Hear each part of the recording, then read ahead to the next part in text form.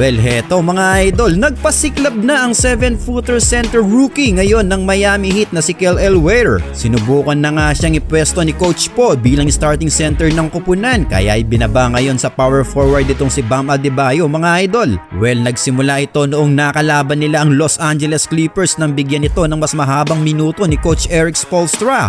Nakapagtala kasi ito ng 19 points and 13 rebounds sa loob ng 33 minutes. Nasundan naman ang kanyang magandang nilalaro kontra naman sa San Antonio Spurs na tila naging stopper ni Victor Wembanyama. Nanalo pa sila sa laro nilang yun at nakapagtala nga siya ng 25 points, 8 rebounds and 2 blocks. At sa kanilang huling laro kontra sa Portland Trail Blazers ay ginawa nga itong starting center ni Coach Po. Well, natalo man sila ay nagpakita pa rin naman ng magandang laro ang rookie matapos siyang kumamada ng 20 points and 15 rebounds with 2 blocks. Kaya posibleng i-maintain ito bilang starting center ng Heat. Well, kayo mga idol, ano ang masasabi nyo sa big man ngayon ng Miami Heat?